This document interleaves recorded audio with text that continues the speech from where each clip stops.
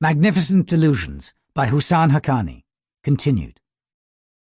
In addition to Dulles, 11 other US officials visited Pakistan over the summer of 1953. That year had also seen a massive decline in the world prices of cotton and jute, the two items that accounted for 85% of Pakistan's exports.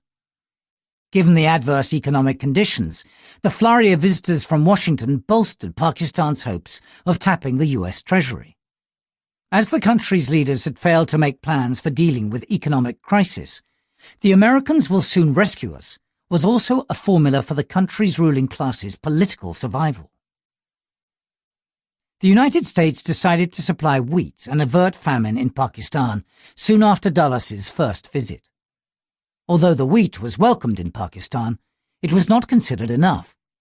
From the point of view of Pakistan's army, 1 million tons of wheat was hardly adequate compensation for what it was being asked to do on behalf of the free world.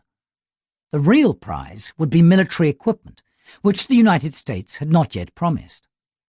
Frustrated with the civilians' negotiations, Ayub decided to take matters in his own hand. Just prior to when Mohammed, Pakistan's civilian head of state, and Zafrullah Khan, the foreign minister, visited the United States, Ayub also made a trip there. He sought a deal whereby Pakistan could, for the right price, serve as the West's eastern anchor in an Asian alliance structure.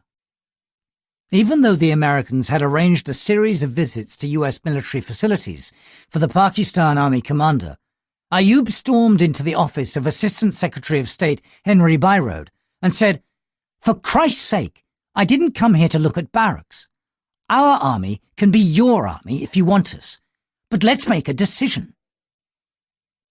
However, by the end of its first year in office, the Eisenhower administration was seeking to reduce American involvement in military operations like those undertaken in Korea, and it aimed to do this by building up frontline states' military capability.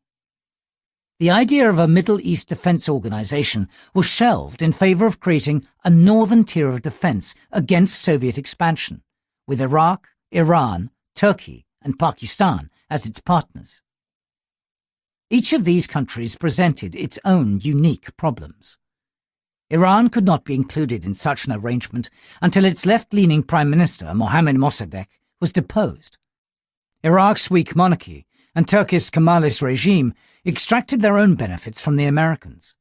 And in the case of Pakistan, the issue was overcoming India's objections.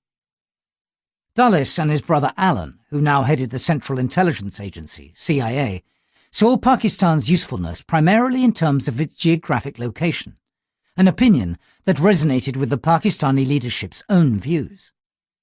A National Intelligence Estimate, NIE, at the time, argued that, given sufficient inducement, Pakistan would probably be willing to authorize Western use of Pakistan air and naval bases in wartime, and possibly Western development of such bases in peacetime. Military aid was regarded as that incentive. Moreover, the NIE argued that the United States would have to arm Pakistan if it wanted Pakistan to play a role in military operations such as the one in Korea. Even with substantial Western military aid, Pakistan could probably furnish few, if any, troops for early employment outside the subcontinent in the absence of a comprehensive settlement with India, the CIA asserted. It noted that Pakistan's forces were small even for their primary mission of defense of Pakistan's borders, but that the country could be of potential military value to the West because of the strategically located air bases which it can provide. But Eisenhower was eager not to push India away while courting Pakistan. In a note to Dulles, he pointed out that the subcontinent was one area of the world where, even more than most cases, emotion rather than reason seems to dictate policy. He asked his Secretary of State to be watchful, to see that we do not create antagonism unnecessarily. In his reply, Dulles agreed, stating that with India and Pakistan, it was difficult to help one without making an enemy of the other. The NIE addressed that problem by claiming that there was no likelihood of war between India and Pakistan. India-Pakistan relations were better than they had been at any time since partition, and India had little desire to risk its present position in Kashmir. In a major error of judgment, the NIE claimed Pakistan, with the weaker bargaining position, appears more willing to compromise and may eventually become reconciled to its inability to shake India's grip on Kashmir. There are already some signs that Pakistani emotionalism on the subject is beginning to subside. The CIA recognized that Pakistan's apparent willingness to join US military arrangements for the region were motivated largely by a desire to strengthen Pakistan's military position vis-à-vis India. But it assumed that Pakistan would be willing to provide troops for defending the Middle East in return for US assurances of securing its Indian borders. Pakistan's leaders would drive as hard a bargain as possible and would almost certainly expect substantial military and economic assistance. But, the CIA believed, they would come around in the end and align their security policies with those of the West. This assessment failed to take into account the effect on Pakistan's posture once they felt stronger after receiving US arms. After all, the weapons the United States gave to Pakistan for a future battle with the Soviet Union could easily be used in fighting India. But according to the NIE, even though Indian and Pakistani forces were lined up against each other, hostilities were not likely to resume. India has virtually no incentive to risk a war, the CIA told the US government. Despite past talk of a second round, Pakistan's leaders, particularly the military, appear to be convinced of the folly of attacking India's superior forces, it concluded, arguing that the likelihood of sharp reaction from the Western powers would deter Pakistan against such a move. In the years to come, these calculations proved terribly wrong. Pakistani leaders had concealed from their people the negotiations for US military aid in the possible exchange for bases. Maintaining similar secrecy, however, was not possible in Washington. The State Department had to seek appropriations for aid to Pakistan, and it had to share its reasoning for it with members of Congress. There were the inevitable leaks into the US media as well. In Pakistan, those who opposed allying with the West questioned their government's stubborn refusal to discuss the vital question of Pakistan's possible association in a US-sponsored military pact. It was symptomatic of their lack of respect for the parliament and the people, wrote the Pakistan Times. India also reacted strongly, leading to belated public comments from the Pakistan government on what it was seeking from the United States. Governor-General Ghulam Mohammed denied that Pakistan intended to join US-led alliances or had offered to provide military bases. Reports that my government is negotiating with the US government for military assistance in return for American bases in Pakistan are absolutely unfounded and baseless, he declared in a statement issued from London, where he was visiting at the time. He also said, Pakistan will never be a camp follower of anyone, implying that Pakistan's desired foreign policy was, like India, one of non-alignment. But the official statement was a blatant lie. That it was told should have rung alarm bells in Washington. If an agreement was reached on an arms-for-bases deal later, how would Mohammed explain his earlier perfunctory denial of its discussion? Keeping secret large-scale naval or air force bases, which was what Dulles sought, would be impossible. Thus, the Pakistani government obviously had no intention of providing the bases it was dangling in front of the Americans. An opportunity to discuss the terms of an alliance presented itself when Vice President Richard Nixon arrived in Karachi as part of a 12-country tour of Asia.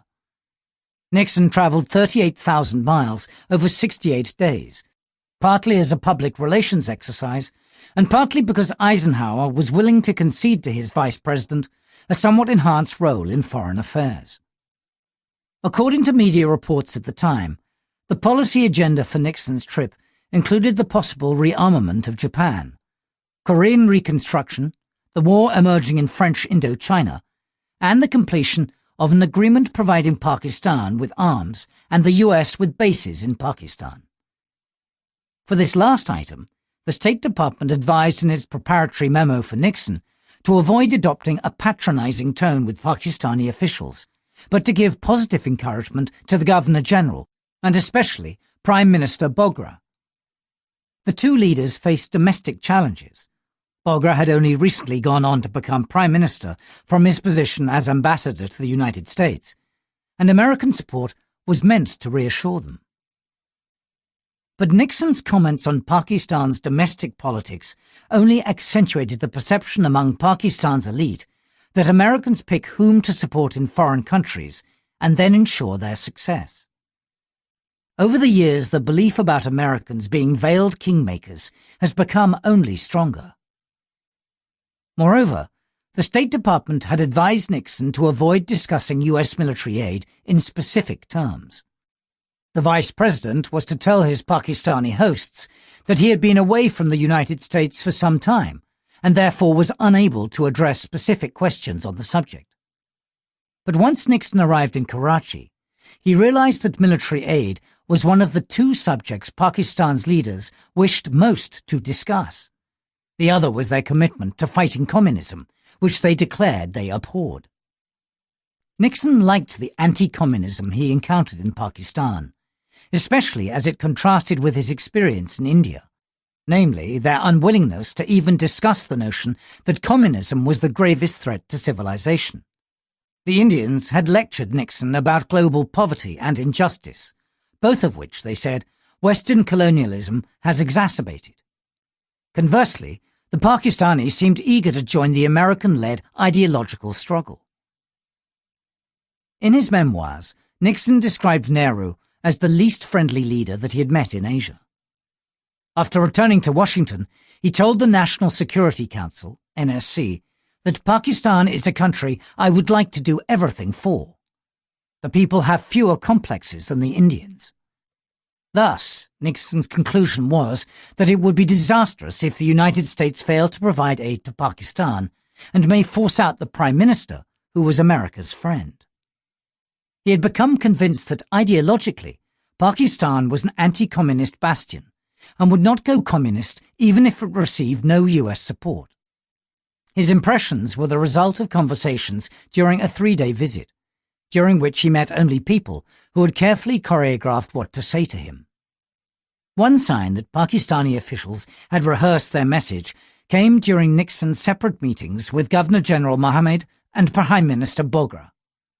Mohammed talked mostly about the military aid question, stating it was absurd to think of Pakistan attacking India with 40 million Muslims in India, reported US Ambassador Horace Hildreth, who was present during the meeting. If aid was provided, the Governor-General said he would personally reassure Nehru on any fears he might have of the intent of Pakistan in its use of military equipment. Mohammed also emphasized that the Pakistani public now expected American aid. According to him, were the US not to grant aid now, especially in view of all the publicity, it would be like taking a poor girl for a walk and then walking out on her, leaving her only with a bad name. Hildreth could not help but notice that Bogra used the same analogy in his subsequent meeting with Nixon. To him, this was a clear indication that they put their heads together before seeing the Vice President and me.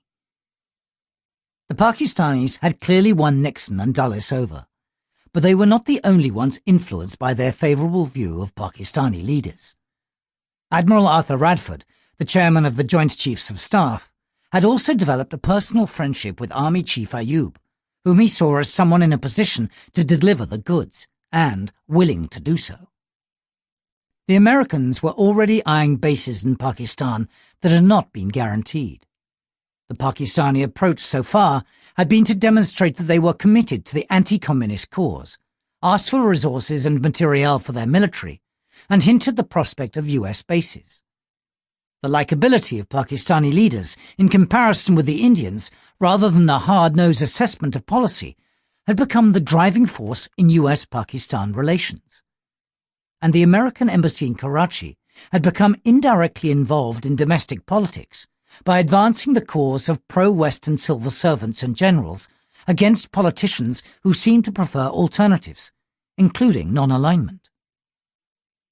Ambassador Hildreth, a former Republican governor of Maine, argued passionately that rejecting Pakistan's request for military aid would have an adverse effect on Pakistan's government, and he considered the government's survival to be important for US interests.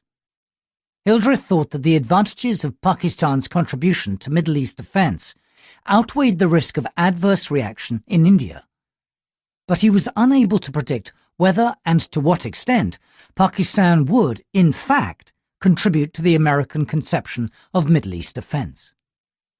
But even as US officials were justifying possible military aid for Pakistan in return for naval and air bases, Foreign Minister Zafrullah Khan declared that there had been no negotiations, nor attempts at negotiations, for an American-Pakistani military alliance. The Pakistan government was only making inquiries for the purchase of arms, he told the Pakistani media, while allowing US media to publish reports about an alliance involving bases. These denials, however, did not deter the optimists in Washington from expecting that aid would secure leverage for the United States in Pakistan. They continued to believe that Pakistan would turn around and fulfill America's expectations once military aid arrived. For these officials, the proposition was a simple equation. Pakistan will get money and weapons, the United States will get its bases, and Pakistan's problems with India and Afghanistan will diminish over time. Ambassador Hildreth's sympathy for Pakistan was partly the result of his personal relationship with Iskandar Mirza, who served as Defense Secretary, Governor of East Pakistan, Interior Minister, and, eventually, Governor-General and President during Hildreth's tenure, 1953 to 1957, as ambassador. Mirza's son, Humayun, married Hildreth's daughter Josephine at a ceremony in Cumberland, Maine, which the groom's father was unable to attend because of a political crisis in Pakistan. Around this time, Governor-General Mohammed had dismissed Pakistan's Constituent Assembly and Parliament in what was described as a constitutional coup. Then, when a new legislature was put in place without elections, the country's affairs were completely in the hands of unelected non-politicians. This sequence of events opened itself to conspiracy theories, including one that focused on a few coincident events. Mirza's son had married the US ambassador's daughter. The legislature was dismissed around the time of their wedding, and Mirza rose spectacularly within the power corridors immediately thereafter. Reading through the declassified documents of the era reveals that the Americans had not orchestrated the domestic developments in Pakistan, but the appearance of an American role in Pakistan's affairs had still been created. Moreover, the marriage of Hildreth's daughter to Mirza's son had not been part of some medieval marital alliance. If anything, Pakistanis were the ones who saw political and economic advantage in it. A year earlier, Bogra had been brought from ambassadorship in Washington to become the Prime Minister, so as to help secure aid from the Americans. Now Mirza's ties to Hildreth could also be tapped for the same purpose.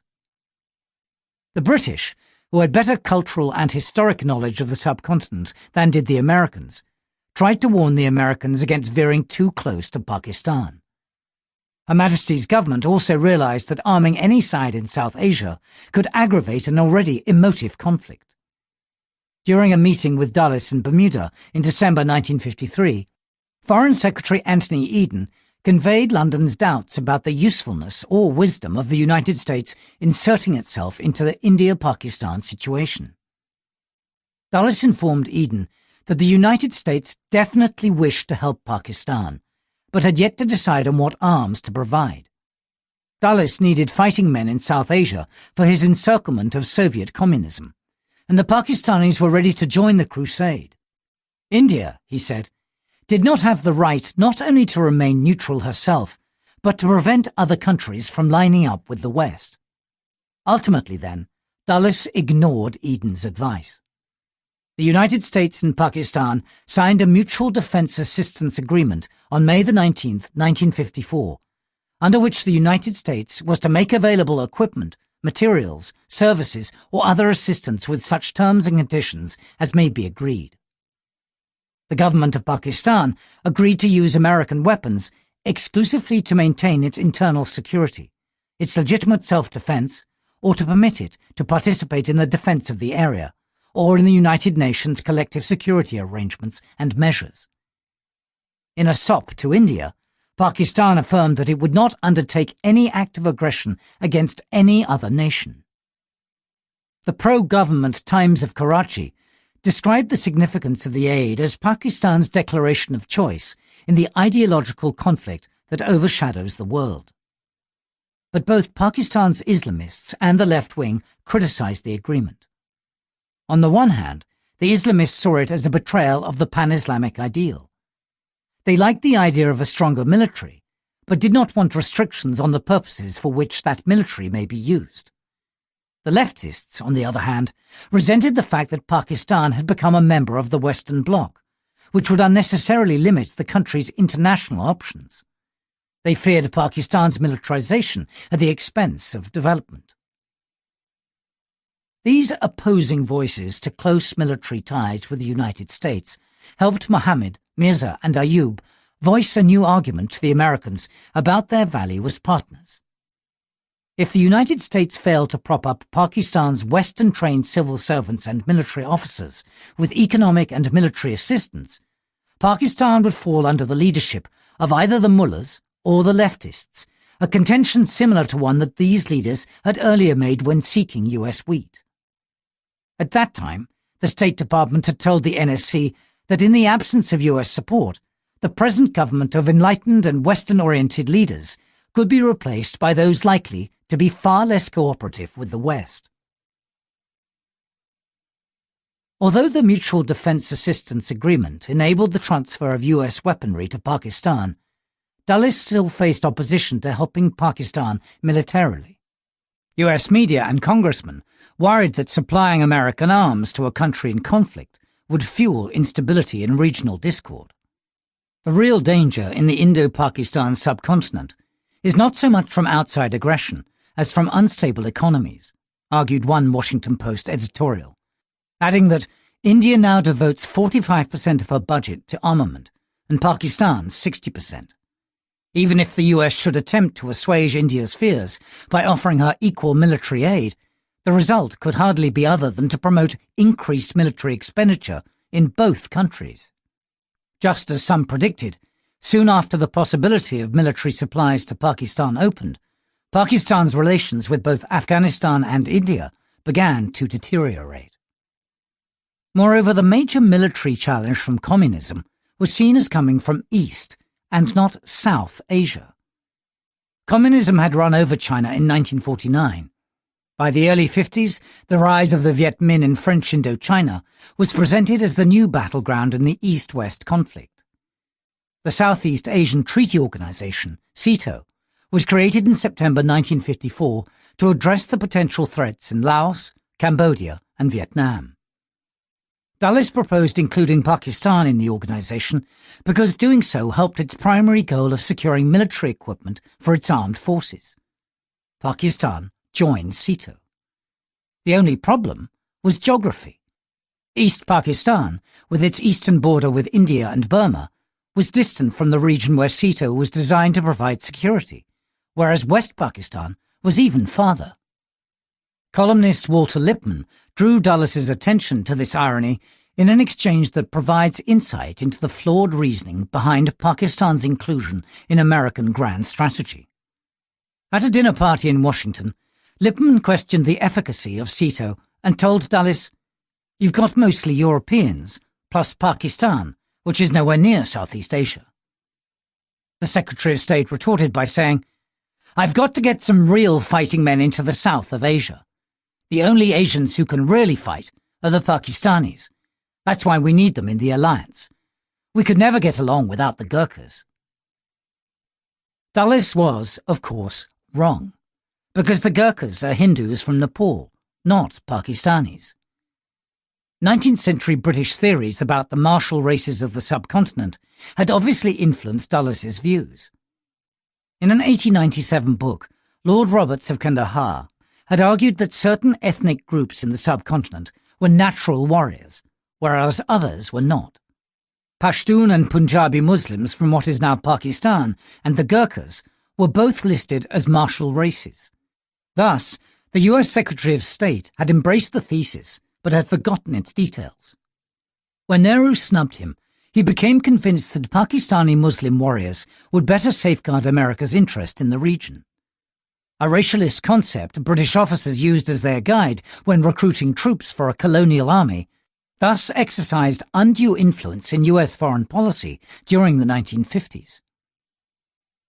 Dulles soon found out that any hopes he had of seeing Pakistan's martial Muslims fighting alongside Americans against the communists would not be fulfilled before Pakistani demands for gratis military equipment had been met. An American team under Brigadier General Harry Myers was sent to Pakistan to determine Pakistan's military needs from a technical standpoint. The team's assessment that at that stage $29.5 million in equipment would be enough for Pakistan's military was far below Pakistani expectations. No one in the US government at that time knew that Pakistan's senior-most generals held several meetings at Army headquarters, commonly called the GHQ, in Rawalpindi to wargame for the Myers team visit. The meeting's participants included 3 men who would later serve terms as Pakistan's president. Between them, Iskander Mirza, Ayub Khan, and Yahya Khan, then only a brigadier, ruled Pakistan for 16 years, from 1955 to 1971.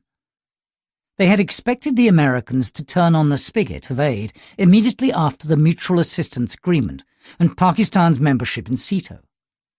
Their plan involved impressing their superpower ally with their political commitment to its global cause, followed by presenting the visitors with a list of military items they sought from the United States, which they hoped would be provided soon. Based on minutes in GHQ archives, note that the name of India is never to be used, even in internal discourse, says an account of the meeting. This would be fatal and would ruin the prospect of getting any assistance from the USA. In addition to concealing any intention of using US-supplied weaponry against India, the meeting's participants were to ensure that every Pakistani who met the Americans spoke with one voice. The meeting's premeditations were to be treated as a state secret. The group met at least 3 times before meeting the American delegation.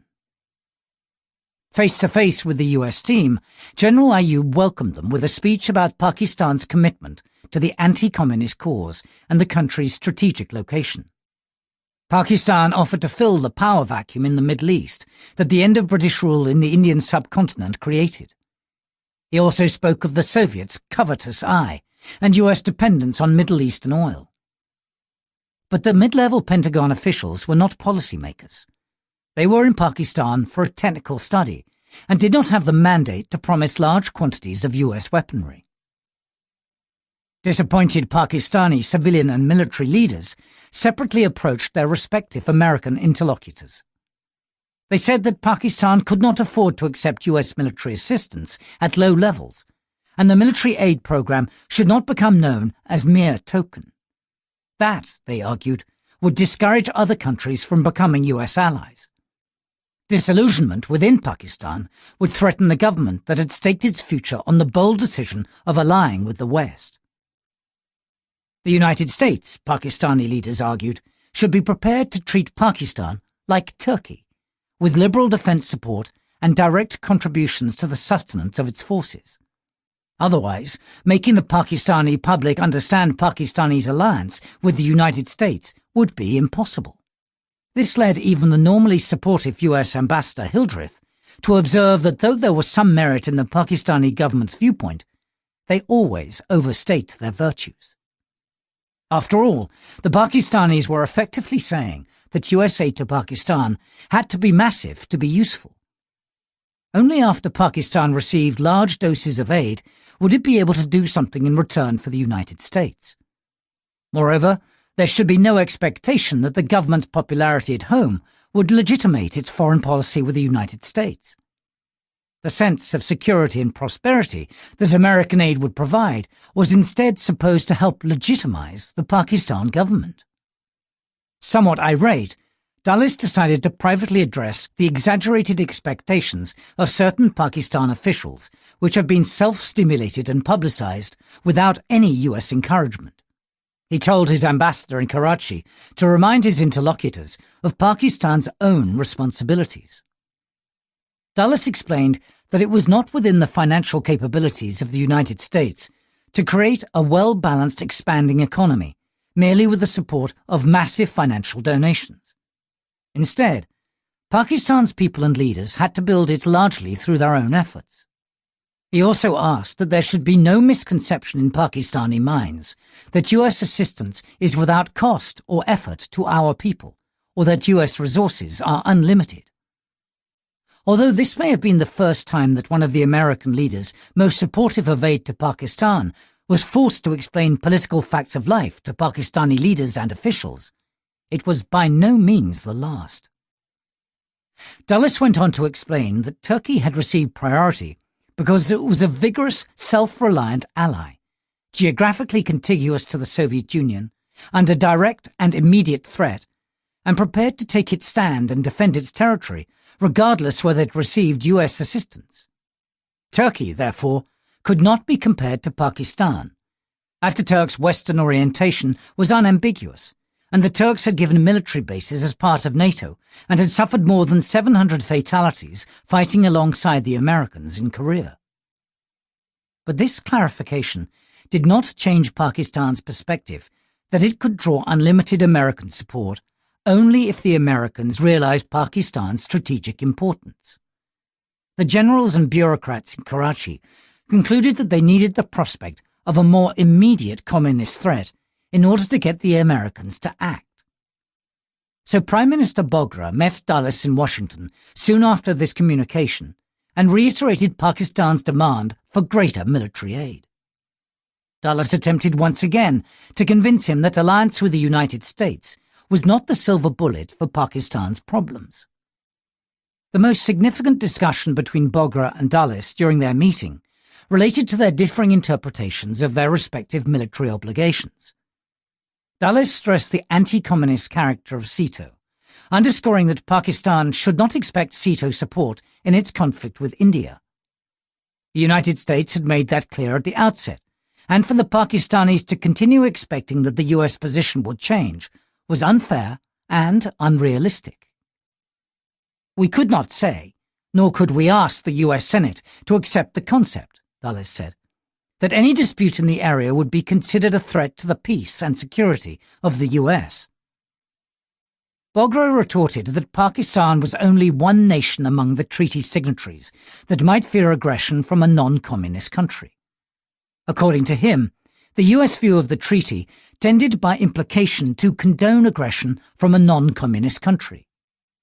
But this argument amounted to virtually renegotiating the terms of the treaty on the basis of a signatory's expectation.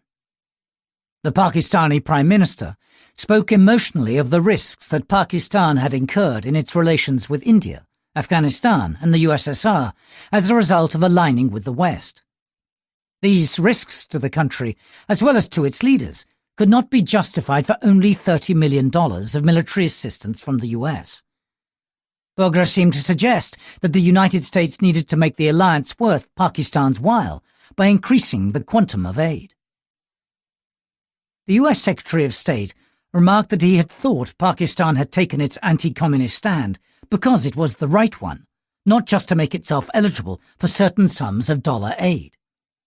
An alliance needed a shared concern or shared enemy, Dulles averred. But Pakistan had chosen to become an ally by playing on a shared concern while seeking weapons to deal with an enemy that the Americans did not share. The Allies simply could not agree. This marked the beginning of the argument that American Pakistani officials have had several times in the 6 decades since then. Both sides have been reluctant to say to each other that in relations between nations, each side must calculate its own costs. In this case, the Americans had failed to get a commitment on bases, whereas the Pakistanis had not negotiated the amount of aid beforehand. Even as transactional relationships go, this was one based on too many assumptions and insufficient clarity.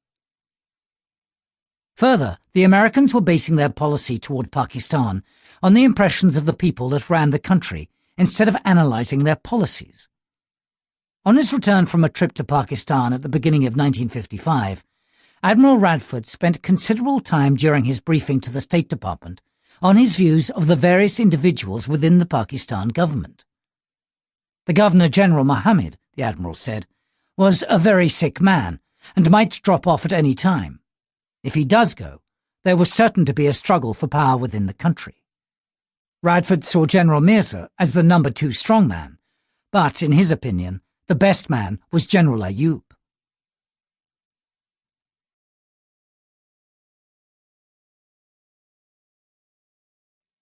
The minutes of the meeting reflect the US obsession with personalities at the expense of trying to understand the Pakistani leader's view of Pakistan's national interest. Hearing Ayub's praise from Radford, the State Department's John Jernigan remarked that he did not know Mirza, but the specialists in the department think that General Mirza, who definitely expects to be Prime Minister one day, is more competent than General Ayub. The minutes go on. The Admiral said that that very well might be, but as far as honesty and directness is concerned, Mirza was no match for Ayub. Radford then opined that Pakistan was a potential ally of great importance, and that from the military point of view, they have a trained armed force which no other friendly power can match, not even the Turks.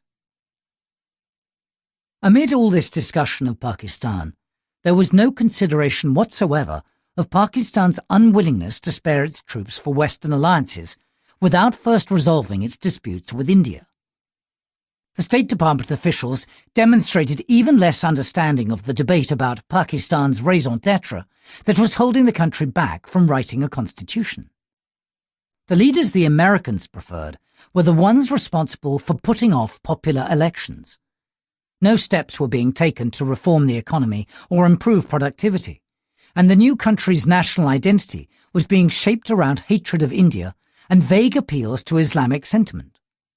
All of these developments had implications for the future, but none of them received much attention from American diplomats and generals at the time.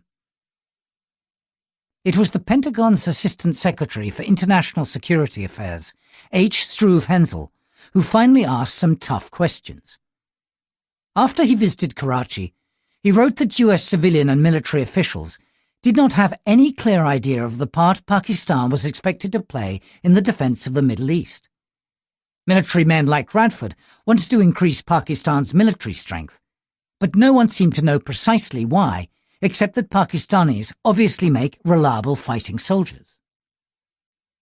Hensel pointed out that Pakistan regarded the Indian threat as much more serious to Pakistan than the threats from Communist Russia or Communist China. He saw this in the way the Pakistan army was deployed along the Indian border, and all its tactical and strategic planning centered on prioritizing India-related problems. Under what circumstances would Pakistan spare troops for the defense of the Middle East? He asked. If it is thought that Pakistan can contribute to the defense of Southeast Asia, he observed, it should be remembered that practically all of the military strength of Pakistan is concentrated in West Pakistan.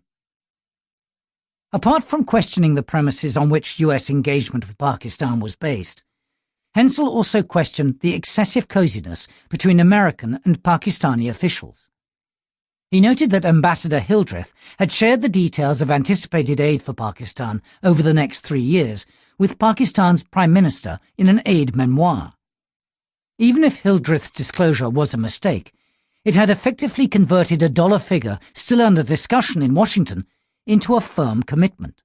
Hensel remarked that any modification of the amount or the time over which it would be dispersed would now result in dissatisfaction. But this voice of dissent within the Pentagon did not carry enough weight to dissuade Dulles and Radford from continuing to see their relations with Pakistani leaders as an investment that would bear fruit over time.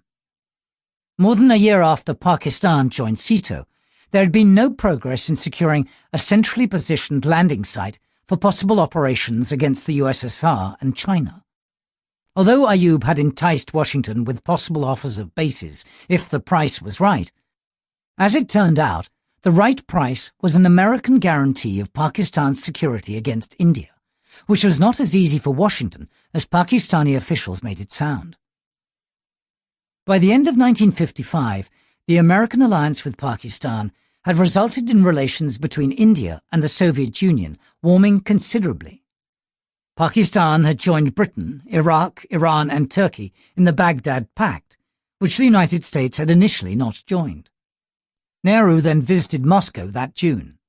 In fall, Soviet leaders Nikita Khrushchev and Marshal Nikolai Bulganin travelled to India, Afghanistan and Burma, all three countries then neighbouring Pakistan.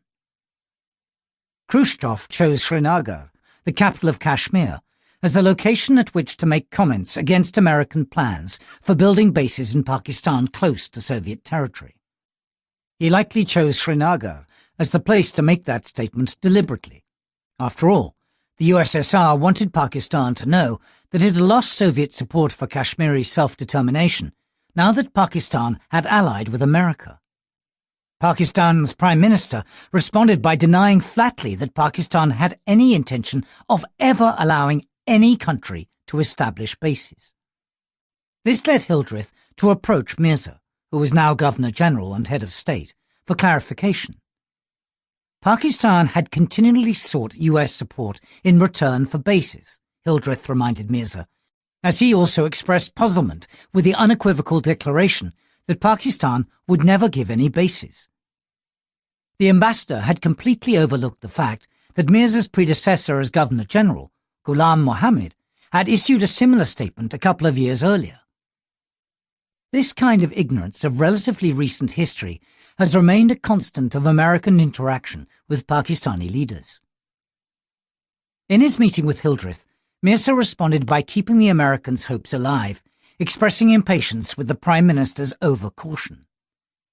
But he said that it was ultimately for the United States to seek bases until it had shown more support for Pakistanis on Kashmir and backed the Baghdad Pact.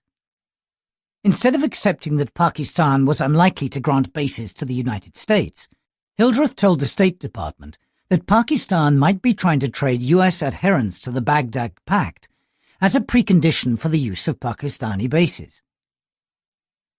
By the time the pact was renamed the Central Treaty Organization, CENTO, in 1959, the United States joined the Baghdad Pact countries, including Pakistan, in bilateral military agreements. Yet the prospect of Western naval and air bases in Pakistan did not materialize. The United States could not secure Kashmir for Pakistan, and without that, Pakistan would not offer the United States what it sought. As a result, US economic and military assistance trickled into Pakistan at a rate much slower than that sought by Pakistan's leaders. The United States had committed itself to providing Pakistan with equipment and training for 5.5 new divisions at a cost of $171 million. But Ayub employed creative methods to get an increase in the dollar figure. He altered the numerical strength of each Pakistan Army division to be able to claim that the amount of money was insufficient for the target force levels. Before American tanks were delivered, the Pakistan Army speculated that the tanks would wear out quickly without tank transporters or railway flat cars. Having provided the tanks then, the Americans had to pay for them to remain usable. Requests for additional expenses for fuel and motor transport, as well as grumbling about a shortage of motorized battalions, reserves, and troop accommodations, followed. By 1957, many people, including President Eisenhower, wondered what American purpose was served by ballooning military aid to Pakistan. Lippmann wrote in a column that it was fiction that the United States was arming Pakistan to defend the Middle East against the Red Army. This fiction had earned us the deep suspicion of India. In Lippmann's view, Dulles had based US foreign policy to escape from reality. Hans J. Morgenthau, the well-regarded scholar of international relations, raised similar doubts. Pakistan is not a nation and hardly a state, wrote Morgenthau in an article in the New Republic titled Military Illusions. It has no justification in history, ethnic origin, language, civilization, or the consciousness of those who make up its population. They have no interest in common save one, fear of Hindu domination. It is to that fear and to nothing else that Pakistan owes its existence, and thus far its survival as an independent state. He also derided the geographic and political distance between East and West Pakistan. It is as if after the Civil War, Louisiana and Maryland had decided to form a state of their own with the capital in Baton Rouge. In fact, it is worse than that. Morgenthau also questioned the rationale of arming and equipping the Pakistan army in the hope of using it against the Soviet or Chinese communists. Against whom and how is an army likely to fight which is built upon so tenuous a political foundation? He wondered. Only extraordinary wisdom and political skill could keep Pakistan together, he wrote, and it was not to be found among the politicians of Karachi. Morgenthau saw it difficult how anything but a miracle, or else a revival of religious fanaticism, would assure Pakistan's future. He predicted that Pakistan's government might well need its army to maintain its rule over the two disparate territories of Pakistan. According to Morgenthau's clear analysis, geography allowed the Pakistan army to conduct military operations against only two countries, Afghanistan and India. But while the Pakistani army could easily take care of Afghanistan and might perhaps be able to defend West Pakistan against India at the price of the surrender of East Bengal, such capabilities are obviously meaningless in view of the overall political and strategic situation on the continent of Asia, as it appears from the vantage point of the United States. A local war between Pakistan and one or the other of its neighbours did not necessarily affect America's vital interests. By allying ourselves with Pakistan, we have alienated India, which is infinitely more important than our ally, he pointed out. The benefits of the alliance were questioned in Pakistan as well, albeit from an opposite perspective. One example was the Pakistani media reaction to any suggestion that the Western powers would not take sides in South Asian disputes. The British Foreign Office announced before a meeting of the SEATO Council that the anti-communist alliances were not concerned with the India-Pakistan dispute over Kashmir or the Pashtunistan issue between Pakistan and Afghanistan. This announcement created uproar in Pakistan. Politicians and editorial writers criticized the lack of Anglo-American support for Pakistan in its disputes with India and Afghanistan. Pakistani diplomats also repeatedly told their American counterparts that their government encountered difficulty explaining to its people its alliance with the West without an American promise of support against India. For instance, visiting Finance Minister Amjad Ali told US officials that Pakistan's alliances were operating to the detriment of Pakistan. The government was being criticized for failing to contribute to unifying the world's Muslims and for being unable to succeed in resolving the Kashmir dispute in Pakistan's favor. Ali's suggestion was that the United States could help its ally by enabling it to argue that Pakistan had gained strength in relation to India by becoming America's partner. American officials quickly reminded him that Pakistan had previously said that it had joined US-led alliances to defend the free world against communism. Pakistan had given assurances it was not acquiring US arms to fight India. Ali's American hosts then explained to him that public statements about Pakistan's military build-up being aimed at India would erode support among Americans for the aid program. The back and forth on the subject became even more intense after a 1958 coup. Days before the coup, leaders of the Muslim League, supported by Islamic parties, had started calling for jihad against India over Kashmir. Westerners saw this not as a sober policy recommendation, but instead as oratory designed to exercise a powerfully unifying influence within the country. While imposing martial law, Mirza had cited those screaming for war with India as being among the negative influences that martial law was intended to counter. Ayub had intended to sound reasonable when he told the press, soon after removing Mirza and taking power for himself days later, that once there is a solution of the canal waters and the Kashmir disputes, we have no other grouse against India. Ayub spoke of Kashmir and the issue of sharing waters from the network of canals the British had built for irrigation in the divided Punjab province as solvable problems, and did not describe India as an existential threat to Pakistan. But soon it was apparent that anxiety about India would be invoked with even greater passion than before.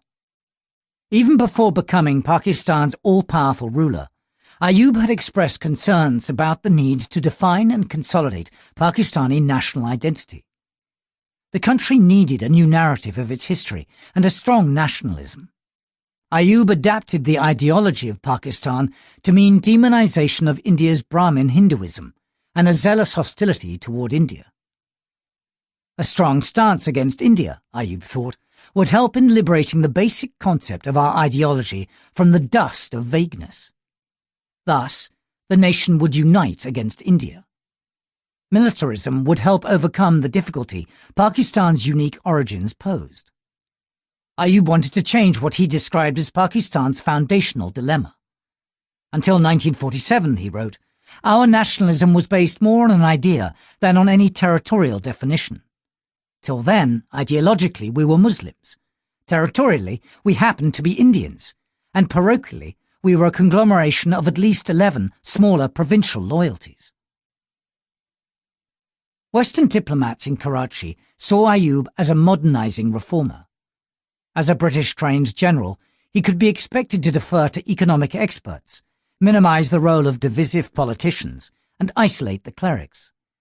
So they took his anti-India assertions with a pinch of salt. For the benefit of Americans, Ayub tried to connect his anti-India stance with his anti-communism. He told a US delegation early in his long administration that one of India's aims was to get the United States out of Asia. If only the United States and Britain coerced India, he reasoned, then it would be forced to concede Pakistan's fair demands about canal waters and in Kashmir. But if the United States refused to help Pakistan defend itself against India, Pakistanis would turn against the United States, and this would cause the United States to lose both Pakistan and India. Even though the martial law regime tightly controlled debate and discussion within Pakistan, that did not stop Pakistani officials from invoking the argument about anti-American public opinion. Occasionally, American officials responded by pointing to the manner in which that opinion was being created. They observed that the Pakistan government made little effort to explain to the public its motives for pursuing alliances. Anti-Western propaganda, however, was often unleashed precisely so Pakistani officials could argue that the United States had to support Pakistan against India so as to preserve its alliance with them. Few Pakistanis knew how much their country and its armed forces had become dependent on US assistance. Ayub and members of his military regime were very conscious of the need to manage a positive image in the United States. Aziz Ahmed, a Cambridge-educated career civil servant, arrived in Washington in March 1959 and tried to persuade any American who would listen that Pakistan faced a serious military threat from India. In a meeting with Secretary of Defense Neil McElroy, he conveyed Ayub's concern that influential circles of the intelligentsia, slum legislators, and to some degree the general public in the United States were becoming unsympathetic to Pakistan's security needs. Ahmed observed that many Americans commented that Pakistan was supporting armed forces in excess of her needs at the expense of sorely needed economic development. He then went on to suggest that the ordinary Pakistani was likely to interpret this criticism as reflecting American hostility. After all, the Indian army was much stronger than that of Pakistan and could mount an offensive against Pakistan in 10 days. It would be almost impossible to convince those Pakistanis living near the Indian border that any reduction in the strength of the Pakistan army was a reasonable course of action, he stated. The ambassador pointed out that Pakistan had not received from the United States, either privately or publicly, any assurances guaranteeing her territorial integrity.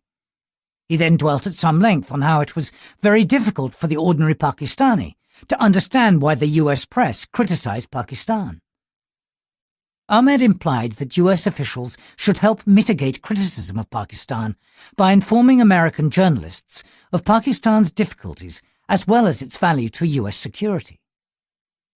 Browsing through media reports at the time, it seems that the Pentagon undertook background briefings in response to the ambassador's request. Some positive reports and editorials followed, especially in the New York Times. But generally, Americans continued to wonder whether they were getting their money's worth by aiding Pakistan's military. The reverse question was being asked in Pakistan. If Pakistan would gain nothing in its conflicts with India and Afghanistan, why should it commit itself to the US-led military alliances? The answer, of course, was that alliance with the United States was the only way of securing crucial military equipment as aid. Between 1954 and 1959, $425 million in American aid had been pumped into Pakistan's military. Pakistan's army received patterned tanks, modern artillery, howitzers, and state-of-the-art communications and transportation equipment. The Air Force was armed with F-86 jet fighters that could effectively defend against an attack across Pakistan's borders. The only ships added to the Pakistan Navy since 1947 were used American vessels, transferred mostly as grants. This was on top of $855 million in economic assistance over the same period. But the Pakistanis still felt they were not getting enough of the items on their wish lists fast enough, just as American officials realized they were giving too much to Pakistan in return for too little. The issue came to a head when Eisenhower questioned his own administration's Pakistan policy at an NSC meeting. The president observed that having Pakistan as a military ally was proving costly. A very large proportion of total US assistance at the time was allocated to Pakistan's military. Eisenhower said that the United States was doing practically nothing for Pakistan except in the form of military aid, which was perhaps the worst kind of a plan and decision we could have made. Describing it as a terrible error, the president wondered why the United States was hopelessly involved in it. He also commented that the United States had the same damned problem with Turkey, and that America's tendency to rush out and seek allies was not very sensible.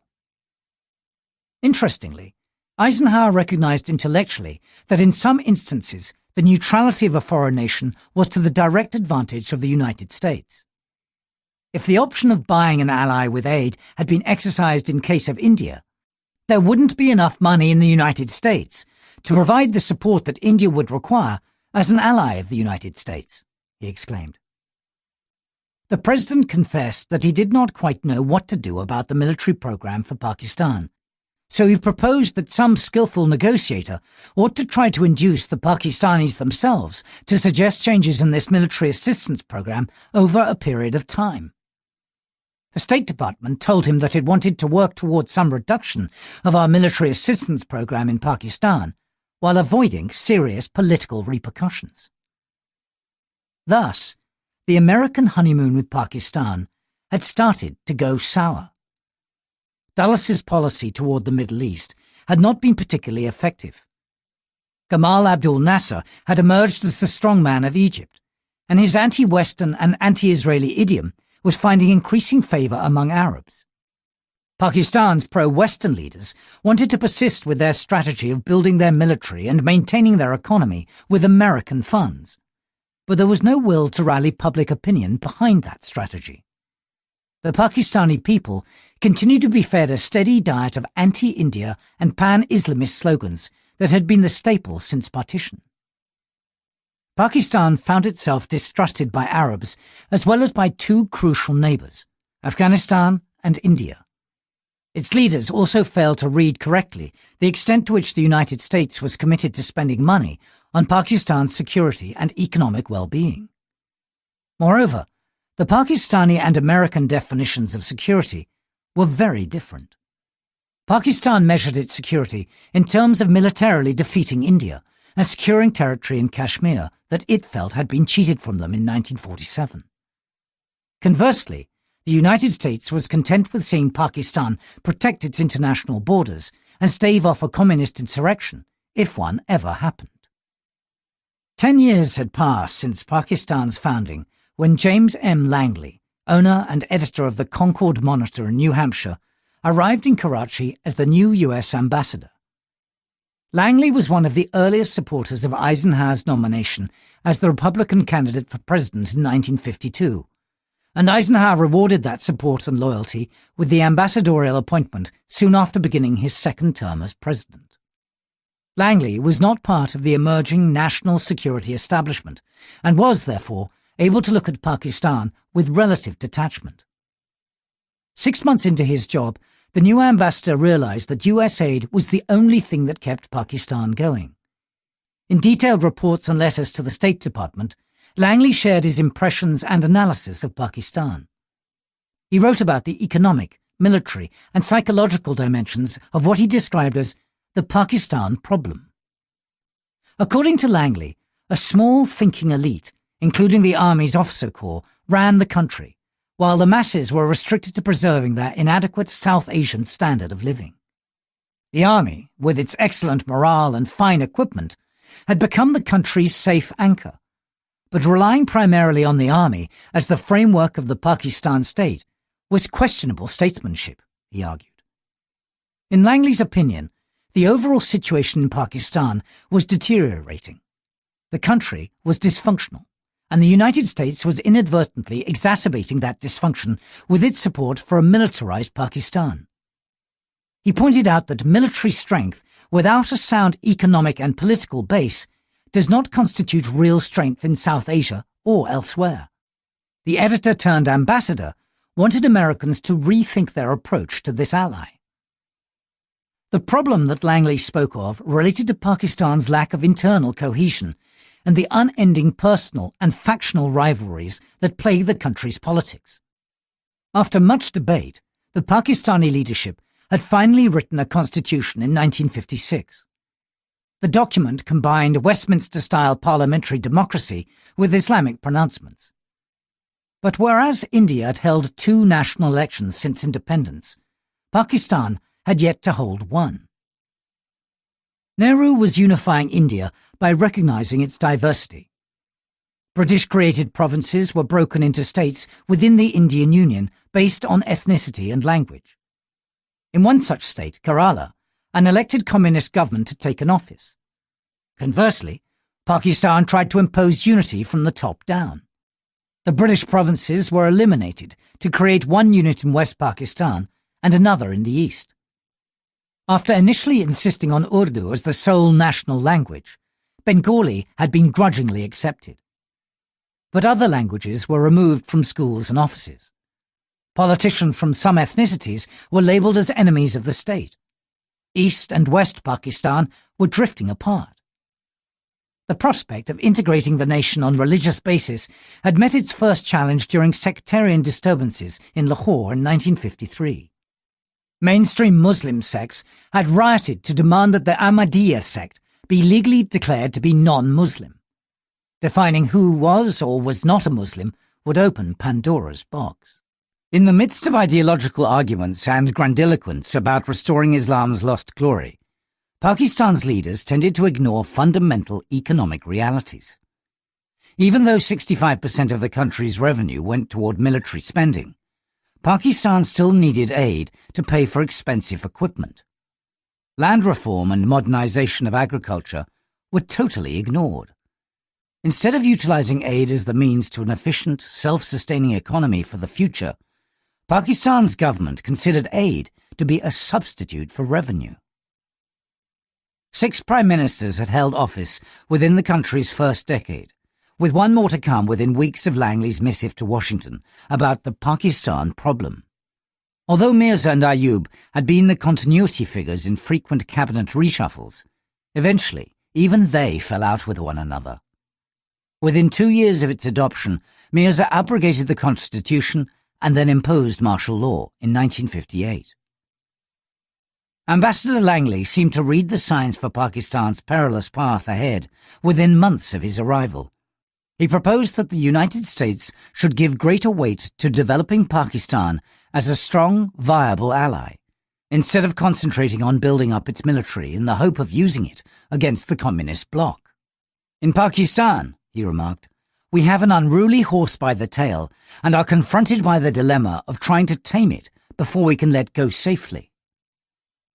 Langley realized that the horse we assumed to be so friendly had actually grown wilder of late, and that America's enticements had not been enough to persuade Pakistani leaders to alter their course. In a candid letter to the State Department, the US ambassador posited the question: "I wonder if we have not collectively developed certain generalizations about Pakistan and then proceeded to accept them as gospel truth without sufficient periodic scrutiny." He cited the oft-repeated statements about Pakistan, that Pakistan constitutes a cornerstone of US policy in this part of the world, that Pakistan is the anchor of the Baghdad Pact, and of SEATO, that the pacts are strong, direct, friendly and virile, and that Pakistan constitutes a bulwark of strength in the area. He expressed concern that the positive aspects of the US-Pakistan relationship would be wiped out because of deterioration in many aspects of Pakistani life. Many of the issues Langley raised in 1957 have resurfaced with alarming regularity over subsequent years.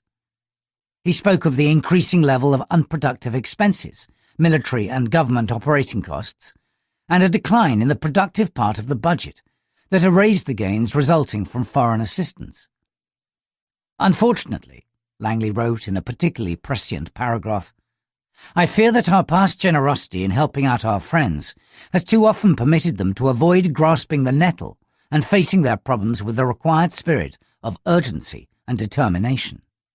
He described as wishful thinking the view that Pakistanis were pro-United States and pro-Western. Langley's conclusion was that Pakistan's military establishment needed to be appreciably trimmed. Military expenses were such a drain on the economy that US aid served only to maintain precarious living standards. The man in the street could not be expected to appreciate benefits of aid because he could not always feel them, he argued. In any case, the US military program in Pakistan was based on a hoax, according to the ambassador. The hoax was that it was related to the Soviet threat. In Langley's assessment, Pakistan's forces were unnecessarily large for dealing with any Afghan threat over Pashtunistan. Furthermore, Pakistan's concentration of forces along the Indian border made it impossible for Pakistan to provide any troops for American use in the Middle East. "Pakistan would be of little use to us should perchance worse come to worst and India go communist," he elaborated, adding that even though India is undoubtedly less vulnerable to events in Pakistan, the larger country would hardly profit from a complete breakdown of the embryonic structure of political democracy in Pakistan. "One of the most disturbing attitudes I've encountered in the highest political places here," Langley concluded, "is that the United States must keep up and increase its aid to Pakistan, and conversely, that Pakistan is doing the United States a favor in accepting aid.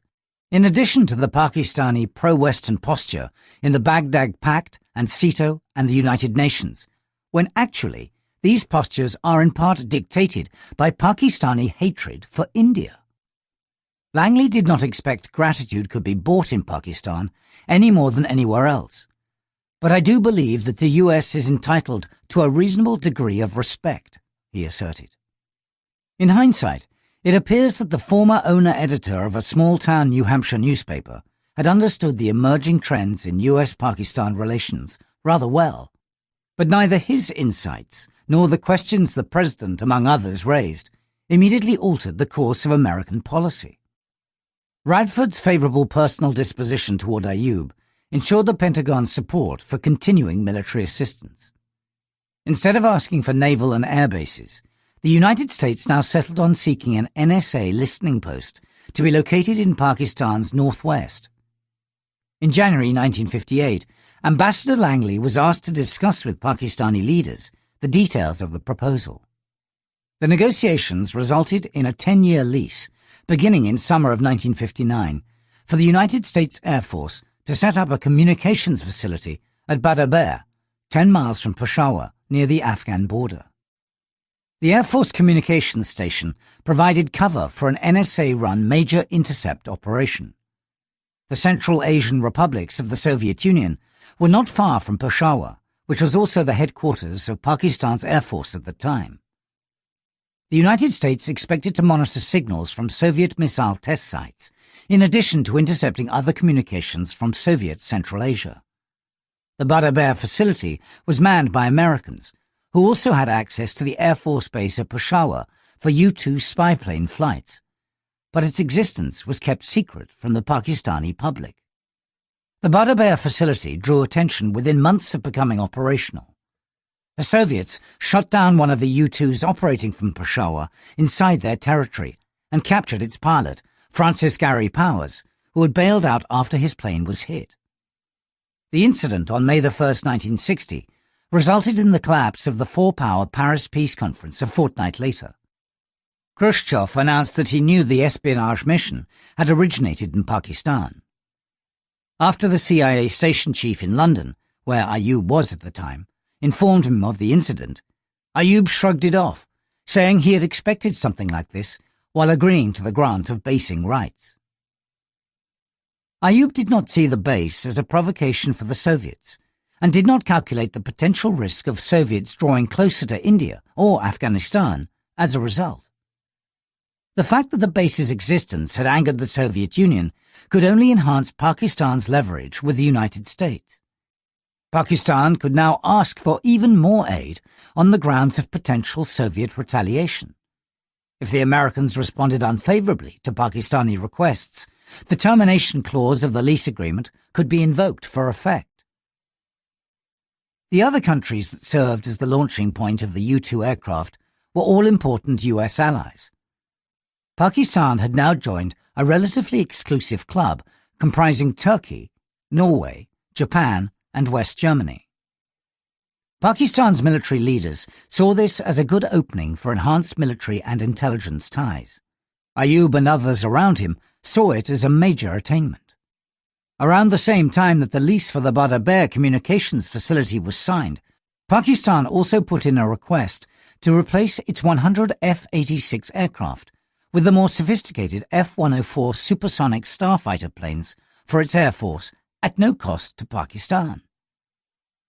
The Butter Bear listening post would, for the time being, silence those within the Eisenhower administration who are asking, what is the US getting from aiding Pakistan? It would have the additional advantage of forging closer ties between Pakistan's Inter-Services Intelligence (ISI) agency and the American intelligence community. Pakistan had finally become useful for the United States and, thus, could ask for more weapons to deal with the threat its leaders saw from India. Making the case for Pakistan's strategic benefits as a US ally had proved difficult. For every American persuaded of Pakistan's value as a partner, there were several who questioned the alliance's benefits. Once Americans started receiving intelligence through a location in Pakistan, the CIA could be trusted to argue that the country was significant for US national security. Bureaucrats often think only in terms of their immediate needs and requirements, and tactical issues always trump strategic vision.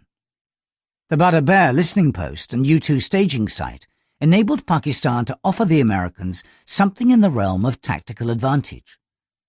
Big-picture arguments, such as those that Lippmann, Morgenthau or Langley made, were now going to be lost for some time.